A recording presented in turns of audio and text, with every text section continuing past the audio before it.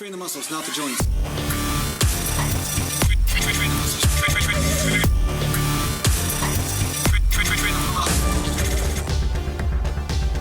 Welcome back to Natural Reliance Bodybuilding. Mountain. So one thing I find a lot of people don't take into account when it comes down to choosing the right bodybuilding program or bodybuilding workout is what is the weak link in their specific situation at that point. And that makes a major difference in what is going to be the best workout for you. So one of the main reasons why I started doing a higher frequency program back in the day was that I found that my leg workouts were suffering when I did a 4-day split or 3-day split, because by the time I got around to training legs again, it felt like I had lost my groove, and the muscular burn in the legs was just so extreme, and the fatigue was so extreme that I wasn't able to, let's just say, get stronger or increase strength endurance. There was something going on where I was so out of shape every time, you know, sometimes puking in a bucket in between sets if I did high rep sets and so forth. I was like, there's something going on here that I need to address. And what it was that I was basically shocking the system so much because I wasn't training legs enough. So if I went 4, 5, 6, 7 days without training legs, I would be out of shape. And of course, when you train legs, it's a totally different level of experience than training chest or arms, right? Your heart rate goes through the roof. You're recruiting all these different types of muscles at once. And exhaustion and nervous system exhaustion plays a much larger role. And I found that I was just out of shape. So doing a big workout all at once and then nothing for several days was not the best way to address that weak link in my system. So once I started training 2-day splits or something equivalent to that or pretty close, I started to notice that I was in shape, my strength was going up, and leg training became easier, right? So this comes back down to what is going to help you be able to train with a higher level of intensity more often, or at least more effectively. Maybe it's not more often, maybe it's just you're able to train with a higher level of intensity more effectively. And for some people, they might be able to argue that a bit of a lower frequency is better for them. They might have a different weak link, right? But what I found was that when I trained a little bit more frequently, it helped, let's just say, get those lactic acid buffers in place. It helped circulate the blood well. It helped me get everything moving. And because I was getting everything moving in the system, then I was able to recruit more energy to lift heavy when I needed to without such discomfort. And of course, because I follow this, I end up getting more results because of it. So one of the things to look at is what is preventing you from being able to train hard, right? What is it? Is it joint pain? Is it you know, a metabolic thing like I had, like maybe being out of shape? Or are you losing your groove? Is it a coordination thing? And these things play a major role and a major factor. And the other thing I'm going to say is a lot of times when I start to get disenchanted with training, or I find that my body's fighting me, like it just feels fatigued all the time, what I'll do is I'll do even higher frequency type workouts with lighter weight just to pump the blood through the system to get it awake, right? To wake it up. And then once everything feels like it's moving properly, the blood's flowing right, and I feel like my energy is there. And once I feel like I've primed the energy pump, right? Once that energy is there, then I can have higher intensity type workouts. And this happens to me from time to time where I need to just do super lighter, but more frequent, smaller volume type workouts. And that gets my energy going. And then I can do these heavier, harder workouts because, again, I'm working with the energy weak link, right? So it always depends on what is your weak link. So again, this proves my point about, you know, everybody needs something different at certain times in their training. It just depends what is your major obstacle at that time. All right, let's do a set of inclines here.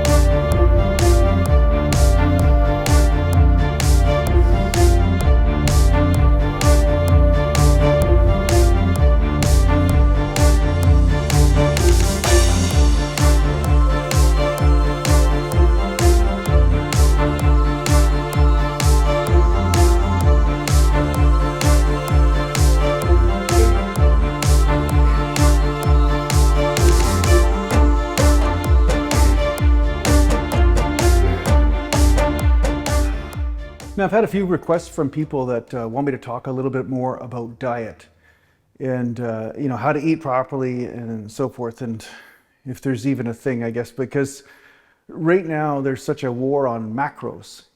There's all these people that are against grains, and for good reason in some cases, like a lot of grains and stuff are full of pesticides and so forth, and or heavily processed and all that sort of thing. So I'm kind of in agreement with a lot of these people that are against certain grains. But one thing I found is that each macro has its place, right? So protein is obviously extremely necessary, right? And I always recommend, eating about 1 gram per pound of body weight of protein, right? And then at the same time, starches are a great readily available energy source that I have found are necessary 100% for certain types of activity, or to look full and pumped, or to have a certain type of fullness to the muscle, and also to increase endurance in a lot of cases, right? So when I was playing hockey, when I went low carb and high fat, didn't matter how much fat I had, it was like I was skating in quicksand. That's what it felt like. I had a good few shifts in me, and then of course it's just started to, the glycogen stores would just run out, and then that would be it, right? There would not really be any energy. Now, it doesn't matter what reason that is. The simple thing is that when I had starches, energy. When I didn't have starches and I replaced it with fat, didn't have energy for that type of sport, which was very much a strength endurance sport. It's very anaerobic in a certain way, because most of your shifts in hockey only last 30 seconds to a minute, and they're extremely intense. With bodybuilding, I found that I didn't need as much starch because you're not necessarily quite as intense, I guess. I don't know. There's not as much cardio. You're not getting out of breath as much as you do when you're playing hockey, right? So it's kind of a bit of a different type of different sport, right? But what I'm going to say is that I found that fats are great for putting on weight, right? But the problem is if you have too much fat, you're going to put on body fat, especially if you have a little bit of carbs in your diet. But the point is, energy food is carbs and fats. And there's going to be an optimal percentage for you to use in order to keep as much body fat off, but at the same time put on muscle. And I found that, yes, you do need some fats, 100%. Fats are used for all your hormone production and a lot of essential processes in the body. But it's an oversight to just have fat as your primary fuel source and to discard carbs altogether. I found that carbs help a lot when it comes down to the fullness of the muscle and the way the muscle looks and functions. The carbs do play a role. Now, if you have too much carbs, obviously now you've got another problem, of course. But I found that just to discard carbs or to discard fat altogether is a bit of a mistake. It's more about finding that right ratio. So for instance, today I had a dry cup, like a raw cup of oatmeal, and I cooked that, right? But I'm just telling you for the measurement reasons. It was 1 cup of oatmeal dry, because I keep getting people misunderstanding me when I say I had a cup of oatmeal. They're like, oh, was that dry? Was it cooked? What is it? So anyway, it was dry oatmeal. Then I cooked it, right? And then I added about 5 egg whites and 1 whole egg. And then I added a couple scoops of protein powder as well for flavor, for protein. And after I wait about an hour, half hour, whatever, then I'll go work out in the garage and film this video right here. So that's my first meal. But another meal I'll have is like chicken and rice, or chicken and egg noodles, like those German egg noodles I talked to you about. Obviously rice is probably better than the egg noodles because there's less processing.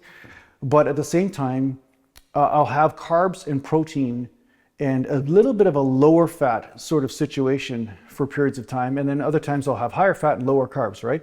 But in order to look pumpy and lumpy, I do find my physique looks a lot better when I have carbs 2 or 3 times in the day and a bit of a lower end aspect of fat. So, say 5 to 10 grams of fat per meal, right?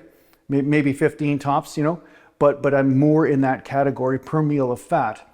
And the rest is like, 50 grams or 80 grams of carbs and about 40 or 50 grams of protein per meal, right?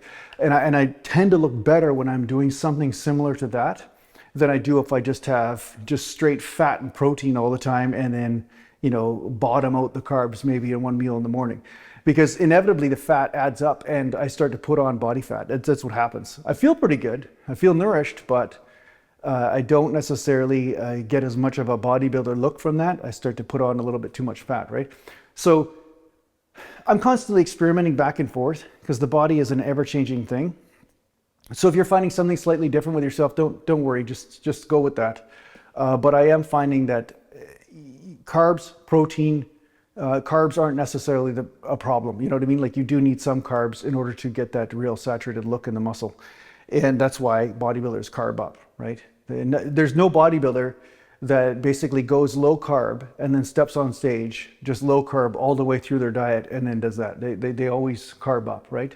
There's a reason why endurance athletes carb up too. I mean, I know bodybuilders aren't endurance athletes, but I'm just trying to say that carbs have their place. That's all I'm saying. That's my point.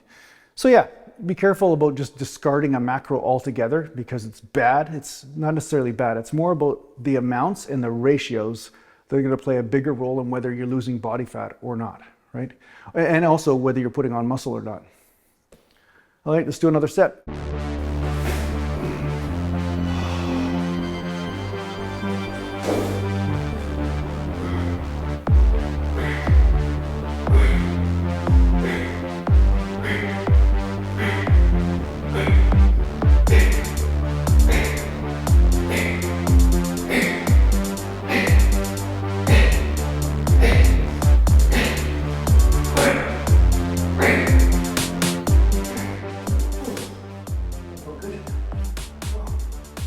So yeah, just that set, I felt stronger doing the inclines, just because once you get optimal glycogen storage, and I do from having some carbs, I get optimal glycogen storage, especially if I'm not over inundating my body with fat, and I'm making sure that I'm taking in regular amounts of carbohydrates. I definitely do notice that as long as I'm not burdening myself with too much fat at the same time as eating the carbs, I feel like a much better pump and more endurance, and I can get more reps from specific weight and stuff. So it does help my strength as well, especially strength endurance, 100%. That's where I would say it really shines. One might be able to say that my 1 rep max doesn't go up, but I would say it probably will over time when I eat enough carbs. And I think that boils down to the saturation also of water in the muscle cell. Carbohydrate, that's how your body stores water. And that was one of the most annoying things when I was dieting for contests. I found that when I was doing low carb, a lot of times what would happen is you're constantly running to and from the bathroom because your body's not storing the water. The water goes in and then the water goes out. It's not storing it as efficiently or as much, right? And you really notice that, so much so it would keep you up at night and so forth. So so carbs, they have their place, right? And I can feel it, right? And this is the thing, you have to go with what you're feeling.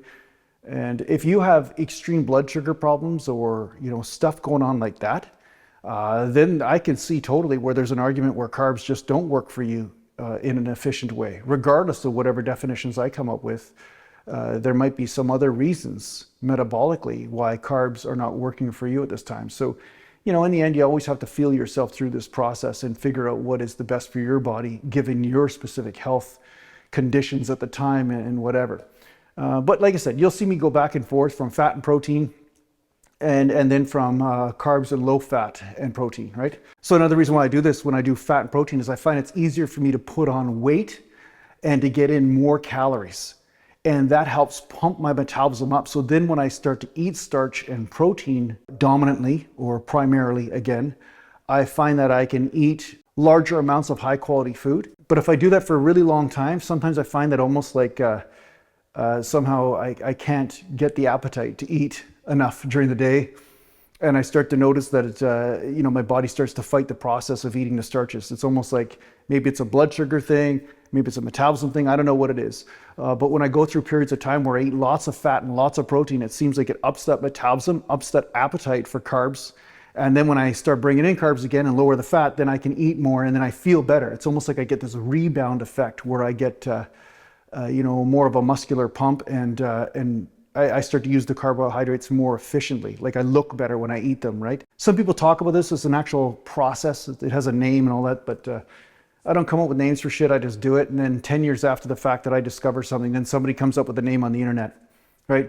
As you'll notice, like a lot of bodybuilders now are starting to talk from a self-reflective point of view. They're starting to speak from an awareness point of view, trying to bring awareness, like, some of the popular guys, And I've been doing this for a long time, like I said, and my entire natural bodybuilding path from a competitive standpoint ended with my dislocation shoulder in hockey and so forth. And I went on this existential journey, learning meditation and so forth, and was forced to come to terms with expanding my awareness around internal motive on the intellect, on the emotion, and on the physicality, and I took that to a certain point in development in the meditation path. But in the end, that's what the natural bodybuilding journey leads to. It's not quite so superficial as it might seem at first. And if you let it, it will evolve you into a very aware human being, so that's a nice part about it. So yeah, let's do another set of the hundreds. I'm just going to throw them through the ceiling. If you have a pair of dumbbells land in your front yard, that's not my fault. Just sometimes I underestimate the carbohydrate boost in the muscles, and sometimes the dumbbells, they just fly into other countries and stuff. So, the UK, it wouldn't be unbelievable for my dumbbells to hit England. That's all I'm saying. So if you're watching from England or Australia, just because I'm in Canada, don't underestimate. You might have a dumbbell meteor coming through the roof of your house, just so you know. So just heads up.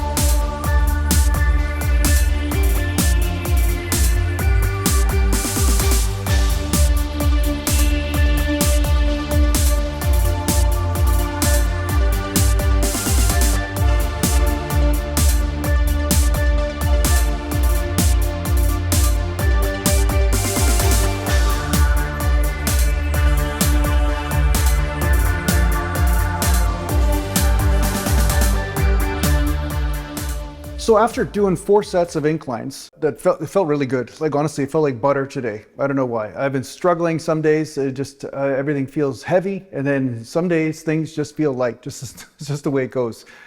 But the funny thing is, I did a whole body workout yesterday, just pumping the blood everywhere, and then the next day I'm stronger, right? So sometimes the rules of frequency don't necessarily make sense to the bro split people. But I will say there's something called priming the energy pump. And when you do that, it does seem to make a difference in the lactic acid buffers and also getting the nervous system ready to be able to fire the muscles, and you're stronger, as long as you don't burn yourself out. So in the full body workout I did yesterday, I just did 70-pound dumbbells for inclines. I did a few sets of 135 for shoulder press. I did some light bicep curls, some light skull crushers, and I did some light squats for me. I did 315 on the squat, and I did some leg curls and some leg extensions. So I did an overall medium to lighter workout, not necessarily taking everything to failure, but having the primary purpose of priming the energy pump. And then today, I feel like, hey, I'm a bit stronger. Everything feels better, right? So sometimes you're not necessarily just working on the muscle itself, right? Some workouts aren't necessarily about building size. Sometimes they're about building an energy reserve, whether that be through groove or whether it's you're moving energy through the system, so you're priming that efficiency. And then you can use that for your workouts to increase intensity and then therefore put on more muscle mass, right? So that's something that I do from time to time. So don't always pressure yourself to have to do a heavy workout. I've said this, like I'm like a parrot now. I've said this so many times, but it's really the truth. And then you'll have these workouts where you go heavier and you can go harder and more intense, but not every workout has to be that way in order for you to gain muscle, because there's a lot of other factors involved. It's not just the muscle. It's your metabolism, your digestion, how the energy is running, your blood sugar, like all these things play a role in how well your body will develop. So for the next thing I'm going to do here is that I can feel my upper back is a little bit out of place. So I've been, doing some massage on it and all that sort of stuff. But what I'm going to do is also do some flies with the primary purpose of just putting my back into place, not necessarily, really working the muscles. So this is another reason why you do exercises. Sometimes it's just to move everything so that way the body realigns itself. It's again, another reason why you do an exercise. It's not always about putting on muscle. Sometimes it's about refining the structure of the body, right?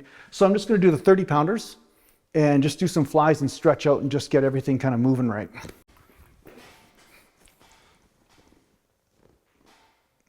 So sometimes when I stretch out like this, sometimes things will kind of move into place or something. Today it feels like everything's kind of moving though, funny enough. So maybe this isn't the right movement, who knows? But either way, nothing wrong with doing a set like this. Nice and light just to stretch it out.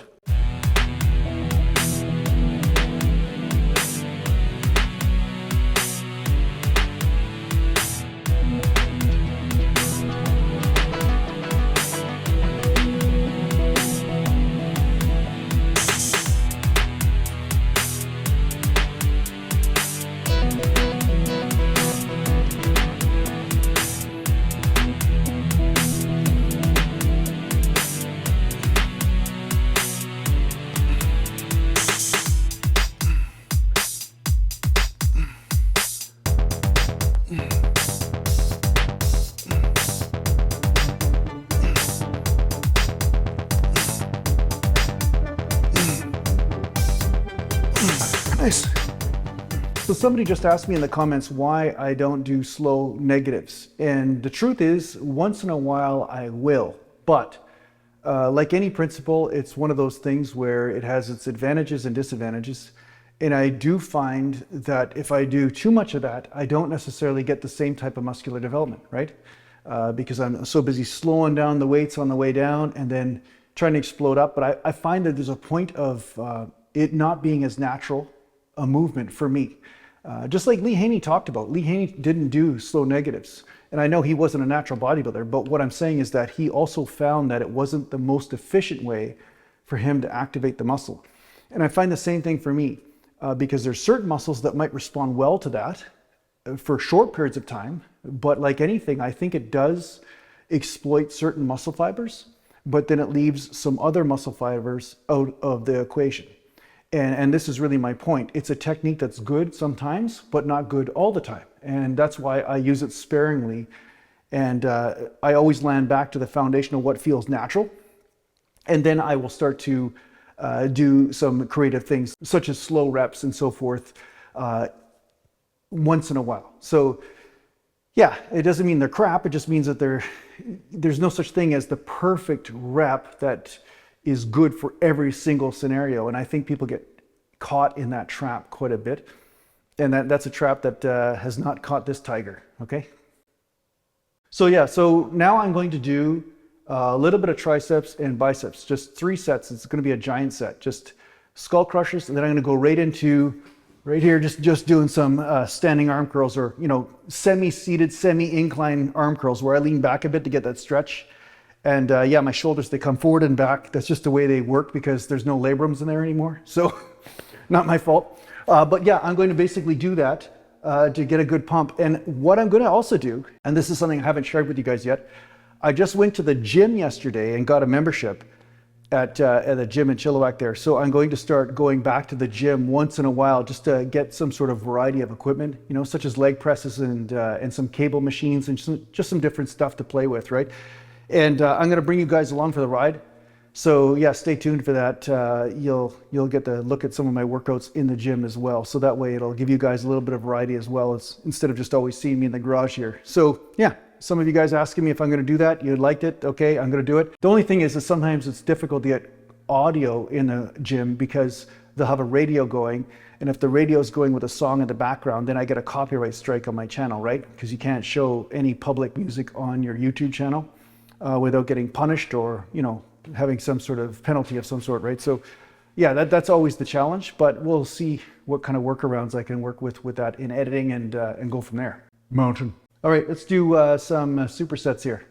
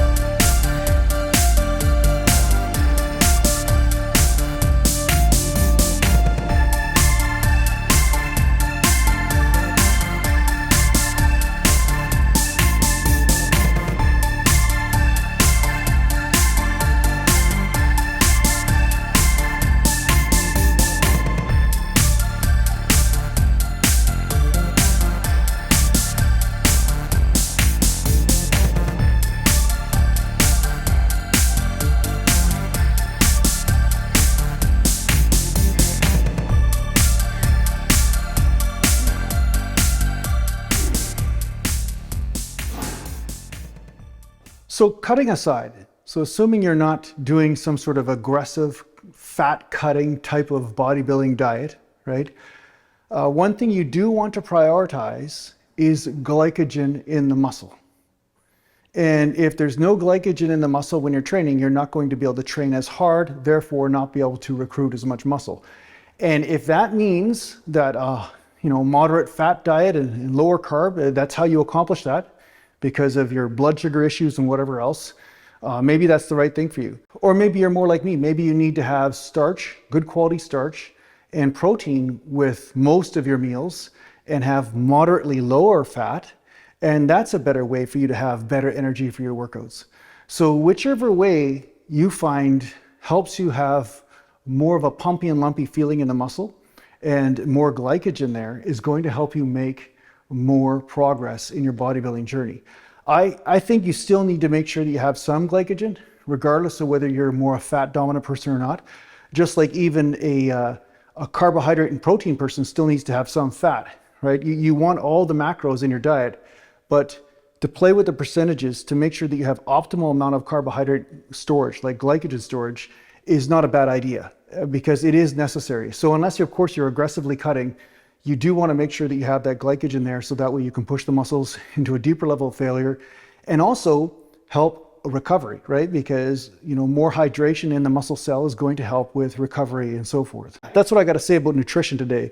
Hopefully that helps you guys out. I'm going to finish the rest of my workout at the gym. I'm going to have something to eat now, and then I'm going to go to the gym and I'll do some filming there too. So if you guys want to tune into that video, that'll be up after this one. Mountain. So thanks a lot for watching. If you need to get hold of me, just go to naturalgalantbodybuilding.com, and thanks to the patient supporters, and take care for now.